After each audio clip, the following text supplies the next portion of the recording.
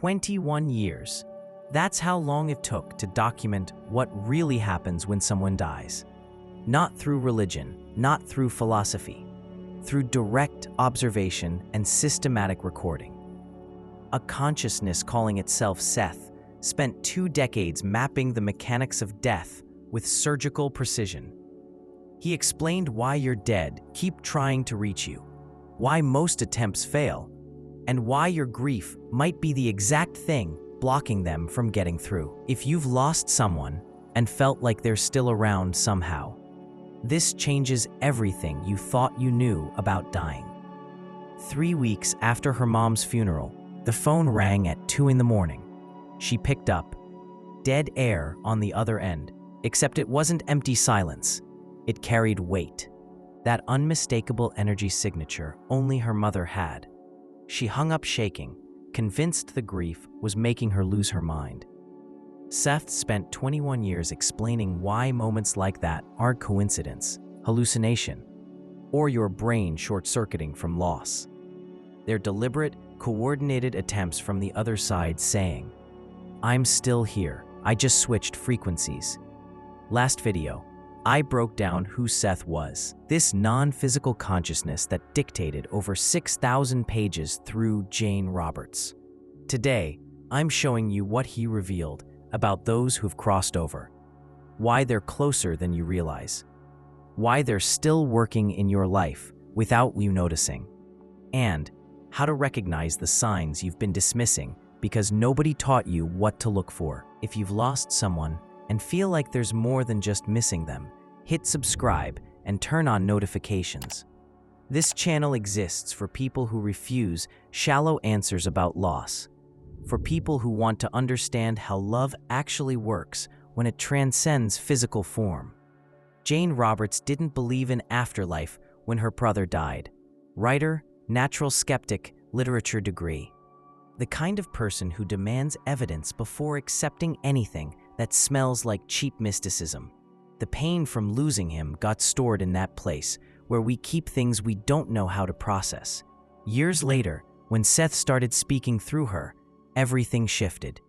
One night during a channeling session, Seth stopped mid-explanation about probable realities, changed topics completely, started talking about Jane's brother, specific details, buried memories she'd locked away with him. These weren't vague generalities any fraud medium uses. These were intimate particulars, the inside joke only they understood, the nickname he called her as kids, the gift he promised but died before giving. Jane felt devastated and relieved simultaneously. Seth brought direct message. Her brother was fine, still existed, had been watching her development all these years. More critically, he'd helped prepare the pathway for Seth to communicate through her. It had been coordinated work across dimensions. The skeptic in Jane wanted to dismiss it as psychological projection, grieving mind creating artificial comfort. But Seth wouldn't allow it. Session after session, he brought information Jane couldn't have invented. Names of people her brother met after she moved cities. Events from his final days nobody had told her about. Details too specific to be subconscious fabrication. Seth explained something that completely changed how Jane saw death. The dead don't leave. They don't rest peacefully in some passive state of conscious non-existence. They continue active, learning, growing, working. More importantly, they stay deeply involved with those they loved on Earth. After that revelation, Seth began systematically mapping what happens immediately after physical death. Not like a poet speaking in pretty metaphors, but like a scientist detailing observable process. He described the first 72 hours with surgical precision. Picture this: the person just died. You're falling apart, collapsing, feeling like the world lost meaning. And them, they're confused too, but for completely different reasons. They just broke free from physical body and discovered something disturbing. Consciousness remains intact. Memories, personality, love for you, everything stays. But now it exists on different frequency, outside dense matter. First moments bring immediate relief. Seth was specific about this. All physical pain disappears instantly because there are no more nerve endings sending suffering signals. Someone who died after long illness experiences indescribable expansion, like being compressed in tiny box for months and suddenly emerging into vast, luminous space. But then comes disorientation. The person looks back, sees their own body, sees you crying beside it, tries talking to you, touching your shoulder, saying they're okay. And you don't respond, not because you don't want to, because you literally can't perceive them. The frequencies aren't aligned. Seth revealed the dead attempt communication desperately in those first days.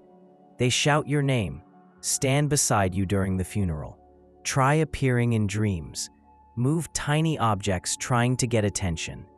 And most people interpret everything as coincidence, imagination, or signs they're going crazy from grief.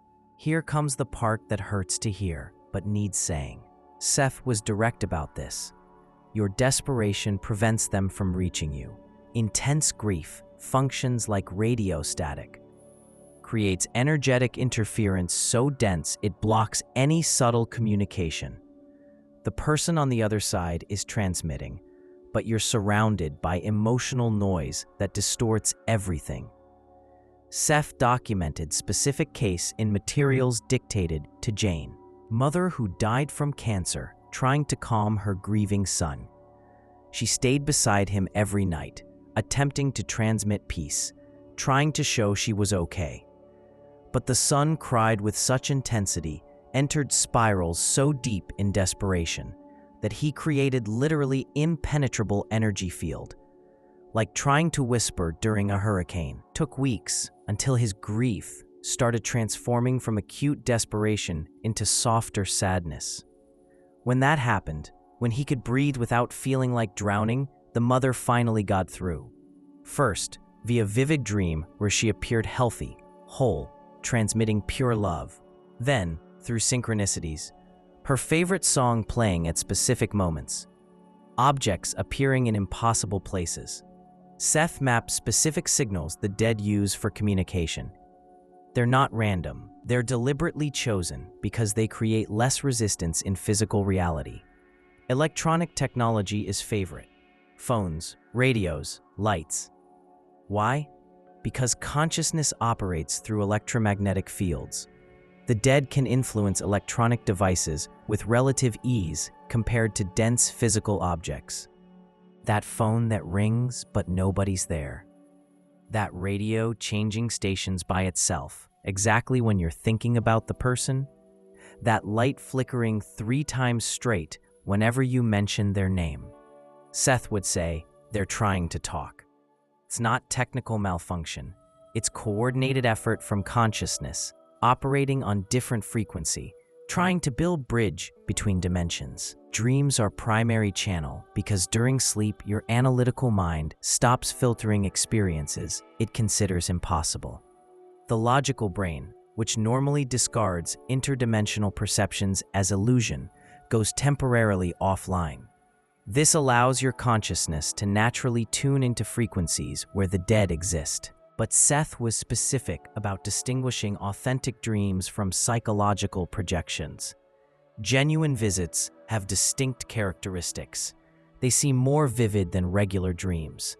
Colors are more intense, details are crystalline. The deceased person appears healthy and peaceful, regardless of how they died. Doesn't matter if they spent months deteriorating in hospital. In the dream, they're whole, radiant. More importantly, they transmit information or comfort you couldn't have generated alone. Specific phrases you needed to hear. Advice about situations they couldn't know because they happened after death. Hugs you feel physically. That leaves sensation of real warmth in your body when you wake up.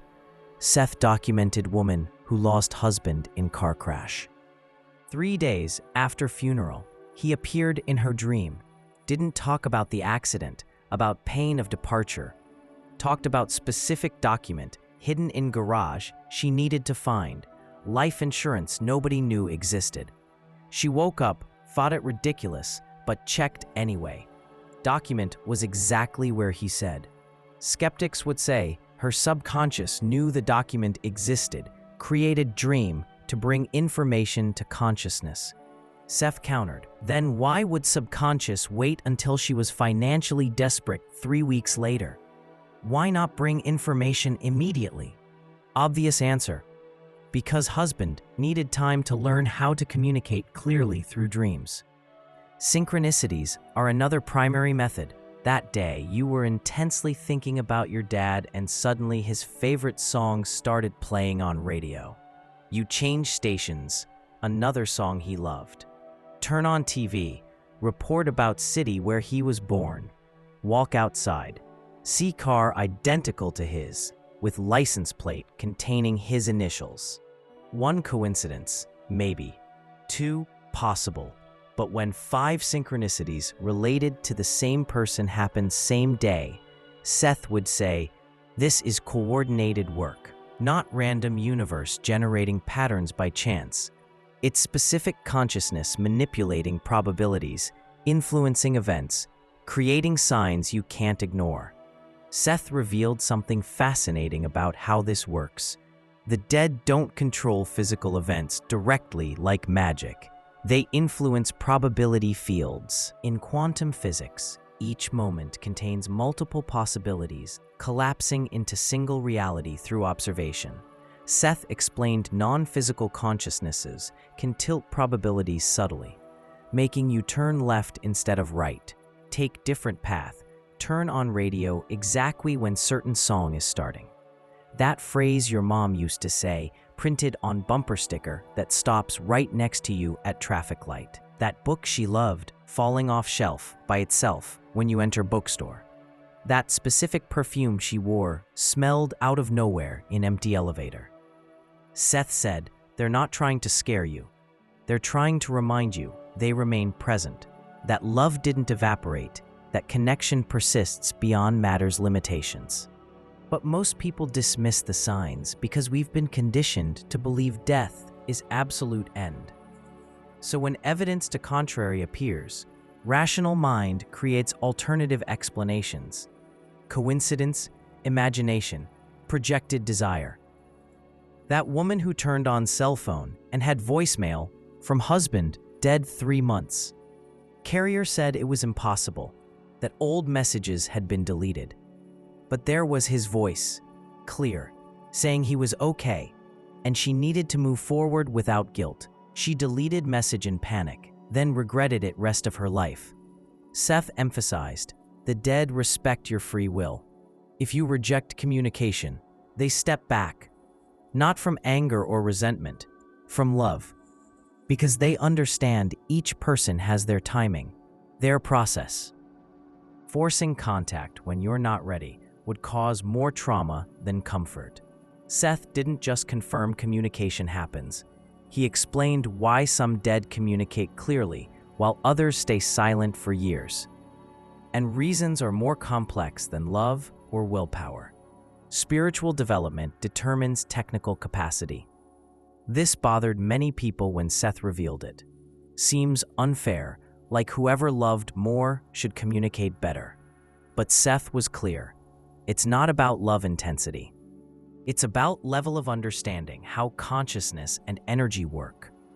Consciousness newly separated from physical body needs to learn completely new skills. During entire incarnated life, you manipulated physical reality through body. Hands grab objects, mouth forms words, eyes transmit emotion. Suddenly, all that disappears. Now you need to learn influencing matter through pure intention without physical tools. Seth compared it to baby learning to walk. Some pick it up fast, others take months. Has nothing to do with intelligence or love for parents. It's about developing specific skills requiring practice, trial and error, patience. He documented case of father who died trying to protect family from burglars. Died with clear, specific, burning intention. Continue protecting his children. That focused intention created momentum that persisted after physical death. In first days, He desperately tried communicating, but didn't know how. He screamed, but nobody heard. Tried moving objects, but couldn't generate enough force. Seth described how this father spent weeks, his time, which doesn't correspond linearly to physical time, observing, learning, experimenting. Discovered light objects responded better to his intention than heavy ones. That electronic devices were easier to influence than solid matter. That moments when family was relaxed allowed clearer communication than moments of extreme tension. Gradually, he learned. Started with son's bedroom light flickering, then managed to make phone ring at specific moments. Eventually, developed ability to appear in dreams with cinematic clarity. But it took time, and during all that time, family thought he disappeared completely, that death had cut connection absolutely. Seth revealed something disturbing. Some dead take Earth years to understand they're no longer in body. They get trapped in loop, repeating familiar routines, trying to interact with physical world as if still incarnated. It's not divine punishment or cosmic prison. It's confusion, disorientation, refusal to accept change. These are cases generating haunting stories. Consciousness stuck in specific location, usually where death happened or where person had intense emotional attachment. House where she lived 50 years, store she managed entire life, room where she spent final months before dying. But there's another layer Seth revealed about communication, one that touches deep who's grieving. The dead do invisible work in your life now. Constant, coordinated, intentional work. Work you attribute to luck, coincidence, or own merit, without realizing you had interdimensional assistance. While you read this, someone who loves you is working behind scenes of your reality. They're not just passive observers rooting for you from distance. They're active participants, influencing events, tilting probabilities, sending intuitions. Seth detailed specific mechanisms. They influence you through sudden intuitions. That thought, emerging from nowhere, telling you to take different route to work. That inexplicable impulse to call certain friend exactly when they needed talking to someone. That strange feeling making you refuse offer that seemed good but later reveals to have been trap. You think it's instinct, sixth sense, inner wisdom. And it is, but frequently comes amplified, directed, reinforced by consciousnesses who love you, operating in dimensions where they see patterns you can't perceive yet. Seth documented woman who lost mother and 3 months later started bizarre series of coincidences. Felt strong impulse to go to bank, resolve something that could wait. At bank, encountered old teacher who mentioned job opening perfect for her. Got job, which brought move to new city. In new city, met man who became her husband. Years later, she realized each step of that sequence had been subtly guided.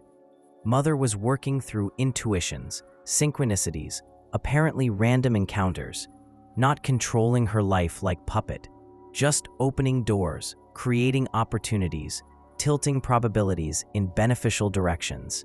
Seth emphasized, they can't violate your free will, can't force you to make decisions, but they can facilitate paths, remove obstacles, orchestrate meetings, can whisper through intuition, can send specific people at right moment, can protect you from dangers you don't even perceive exist.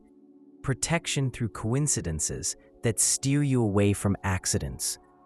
Seth narrated documented case. Man driving to important meeting.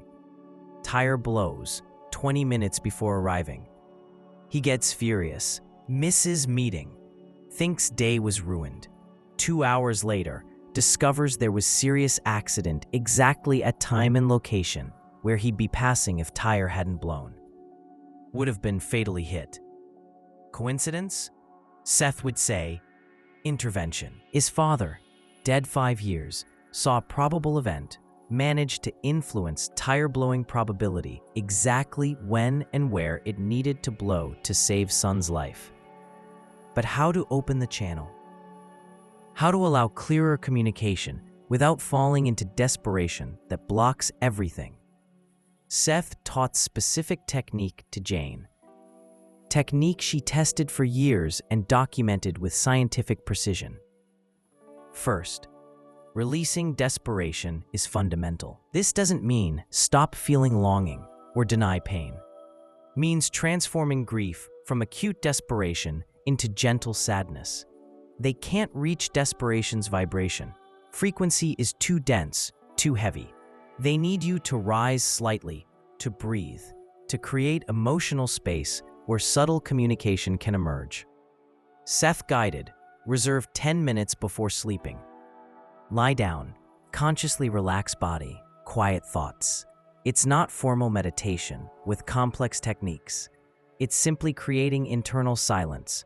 When chattering mind calms down, when day's anxiety dissolves, you open receptive frequency. Then, with clear intention but without desperation, invite the person's presence. Don't beg, don't demand, don't negotiate. Just invite, with love, with openness, with permission for them to manifest however they can. What to expect? Not dramatic physical manifestation, like in movies, not doors slamming or objects flying. Hollywood expectations block real experiences because you keep looking for grandiose signs and ignore subtle ones. Expect unmistakable sensation of presence, that gentle warmth spreading through chest, that peace descending from nowhere. That inexplicable certainty you're not alone in room might come as person's characteristic perfume arising without physical source, might come as specific word or phrase echoing in mind with emotional tone you recognize as theirs, might come as dream that same night, more vivid than normal dreams, loaded with emotion, leaving impression that persists days later. They might not say anything verbal, but you wake knowing there was real encounter. That communication happened beyond words. Seth warned patience. They're learning too. Death doesn't transform anyone into instant expert of interdimensional communication. It's process, trial and error, gradual skill development. Some nights you'll feel clear presence, others, nothing. Doesn't mean they abandoned you. Means conditions weren't ideal, that energetic interference is blocked, that timing wasn't right. Keep journal, note dreams, synchronicities, moments of strong intuition, unexplainable sensations. With time, patterns emerge. You start recognizing person's specific energy signature, distinguishing genuine communication from mental projection, perceiving when they're trying to reach you versus when it's just your mind, generating artificial comfort. Seth dedicated 21 years for Jane to understand one simple but revolutionary truth. Love doesn't end when body stops. It transforms, adapts, evolves, continues. Death changes the relationship's form, but doesn't destroy its essence. The longing will still hurt. There are nights the physical absence will weigh like stone in chest. Moments you'll want to hear the voice, feel the hug, see the smile. Seth never denied the pain. He offered context that makes it bearable. It's not final goodbye. It's learning new way of being together. It's transition from physical presence to subtle presence. It's discovering those we love keep walking with us, just now on different frequency, working through intuitions, dreams, synchronicities. If you made it here because you lost someone, comment that person's name. Let's honor who continues with us in other forms. Let's validate presence that persists beyond matter. Because when you write the name, you publicly recognize connection wasn't cut, just changed channels. Subscribe to channel and turn on notifications because there's still much about Seth I need sharing with you. Revelations about reincarnation, about choices we make before birth, about how reality works in ways nobody taught you, why his material survived 50 years of scrutiny and keeps transforming lives. Thanks for watching, and I'll see you in next video.